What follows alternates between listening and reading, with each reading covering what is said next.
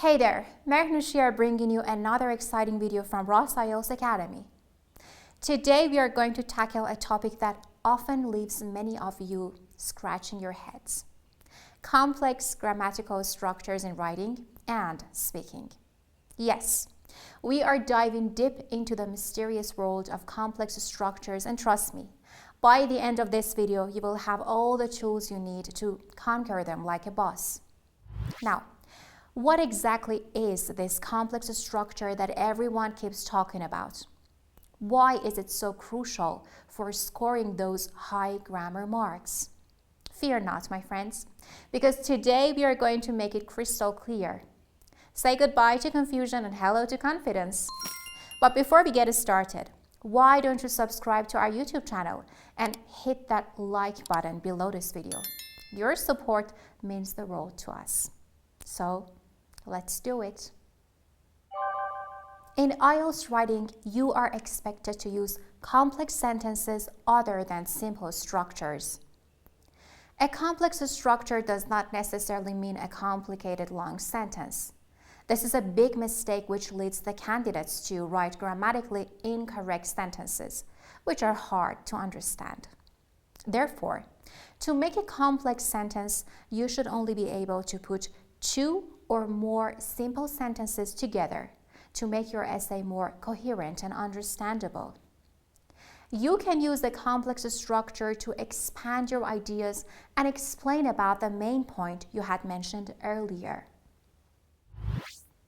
The importance of using complex sentences in IELTS writing is in a way that if you use a mix of simple and complex sentence forms, you will get a 6 in your grammar. If you manage to use a wide range of complex structures, like just a range, you will boost your score to 7 in this criteria. You can use subordinate clauses, relative clauses, conditional sentences, and compound sentences, using conjunctions and linkers to make complex sentences. Now let's zoom in on each and see some examples to satisfy the marking criteria much easier. First, let's talk about subordinate clause and time order words. Time order words are to show the order of the events. Subordinate clauses are made by connecting an independent clause with a dependent clause with words. Here are some examples. Words like as, because of, so that, in order to, while, unless, rather than, provided that, so that, even if, as soon as, until, even though, although, firstly or first of all, then or after that, afterwards or next, after, before, finally or eventually or in the end, as a result, in spite of or despite, when, if, and etc. So, if you want to use it in an example, we can say, I travel abroad because I want to meet new people. While I was talking on the phone, I was cooking lunch. Even though she was richer, she was always nice to me. Although using your own car is faster and more convenient, it can result in air pollution. They woke up very late. Then, or afterwards, they decided to go shopping. Before I knew her, I was really alone. I got a phone call after I arrived home. The weather was bad and the traffic was awful, but eventually we got to our destination. When we watch TV, we eat some snacks to have more fun. I will call you when or as soon as I get home. If you oversleep, you might face some health problems in the future. Now let's talk about relative clauses. This is another complex grammatical structure. A relative clause tells us which person or thing or what kind of person or thing the speaker talks about. We can use a relative clause to talk about people, things, or places. For example, the woman who or that lives next door. Who or that lives next door tells us which woman we are talking about. Or the book which or that is on the desk. Which or that is on the desk tells us which book we're talking about. The house where I live in tells us which house. So we use who or that in a relative clause when we are talking about people and not things. Like the woman, she lives next door, is a doctor. So the relative clause would be the woman who or that lives next door is a doctor. Or they visit a lot of foreigners, they live in the city center. Now if you want to link them up, we can say they visit a lot of foreigners who or that live in the city center. Now when we are talking about things, we use which or that, not who, in a relative clause. Like if we have the car, it is here, it is mine. We want to link them together. We say the car which or that is here is mine. Or if we have all the houses, they are in this neighborhood, they are expensive. We can just link them all up and say all the houses which or that are in this neighborhood are very expensive. When we are talking about places, we use the word where or which plus the preposition of the place in a relative clause. For example, if you have this is the house, I live here, you can say this is the house where I live in, or this is the house in which I live, or this is the house which I live in. The word what means the thing or the things that. For example, instead of saying the thing that happened was my fault, you can say what happened was my fault. Or the thing or the thing that I like about this house is its bedrooms. You can say what I like about this house is its bedrooms. When the word who, that, which, or where is the object, you can just leave them out. For example, the woman I wanted to see was away, or the woman who I wanted to see was away. Have you found the keys you lost, or have you found the keys that you lost? The dress Lisa bought doesn't fit her very well, or the dress that Lisa bought doesn't fit her very well. I bought a flat I can stay in, or I bought a flat where I can stay. Now let's talk about conditional sentences as a different form of complex grammatical structure. Zero conditionals are used to talk about information that is true or facts normally. We can use if or when to introduce the conditional.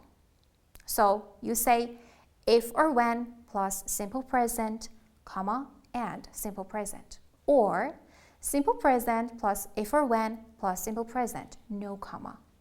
Like, if you study hard, you pass the exam. Or, you pass the exam if you study hard. When you study hard, you pass the exam. Or, you pass the exam when you study hard. First conditional are used to talk about things in the present or future.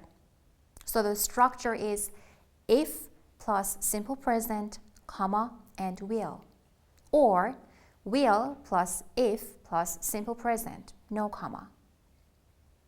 Like, if they don't wear a coat in the cold weather, they will catch a cold. Or, they will catch a cold if they don't wear a coat. Second conditionals are used to talk about things that are impossible to happen or we don't expect them to happen. Like, if plus simple past and then comma and then you have would. Or would plus if plus simple past, so no comma here. The example is, if I had more time, I would read more books. Or, I would read more books if I had more time. And this is impossible to happen, this form of conditional. Or, what would you do if you won a lot of money? Or, if you won a lot of money, what would you do? And we don't really expect this to happen. Could and might are also possible in this form of conditional. So, the structure could be if plus simple past, could or might. Here you have comma. Or you can say could or might plus if plus simple past with no comma. For example, if I won a lot of money, I might buy a house. Or I might buy a house if I won a lot of money. So this is possible that I would buy a house. Or if it stopped raining, we could go out. Or we could go out if it stopped raining. It means we would be able to go out. Now, third conditionals are used to speculate about past events. It is often used when we regret something or when we imagine a past unreal situation. The structure to this one is if plus past perfect, comma, would plus have plus past participle. Or would plus have plus past participle, then you have if and then past perfect. For example, if they had arrived earlier, they wouldn't have lost the train. Or they wouldn't have lost the train if they had arrived earlier. Now the compound sentences. Compound sentences consist of two independent clauses linked together with a conjunction, such as and or its alternatives like besides, in addition to that, furthermore, plus, or what's more. Also the word for or but or its alternatives like however, nevertheless, nonetheless, or thus. For example, because he studied hard, he was able to pass the exam. Or because of the heavy rain, the outdoor event had to be cancelled. She wore sunglasses so that the bright sunlight wouldn't hurt her eyes. In order to succeed, you must believe in yourself and work hard. While she was cooking dinner, she listened to her favorite podcast. Unless you practice regularly, you won't improve your skills. He chose to walk rather than take the bus to enjoy the fresh air. Provided that you finish your work on time, you can join us for the lunch. Even if it rains, we will still go on the picnic and have fun. She waited patiently until the bus arrived at the bus stop. Even though she was tired, she continued to work on her project. Although it was cold outside, they went for a walk in the park. Firstly, let's review the main points discussed in the previous lesson. Finally, after months of hard work, they achieved their goal. It wasn't hard at all, was it? You've just witnessed the power of these essential language structures. But here's the key. Watching this video once is just the beginning. To truly master these structures and make them second nature, I encourage you to watch this video again and again. Practice makes perfect. If you're eager to unlock all the strategies and skills needed to succeed in the test, our website, rosios.com, is your ultimate destination. We offer a range of incredible courses tailored to your needs, including the mind-blowing bronze, silver, and VIP options. Thank you for joining me on this incredible journey. Best of luck, and let's make your IELTS dreams a reality. See you soon.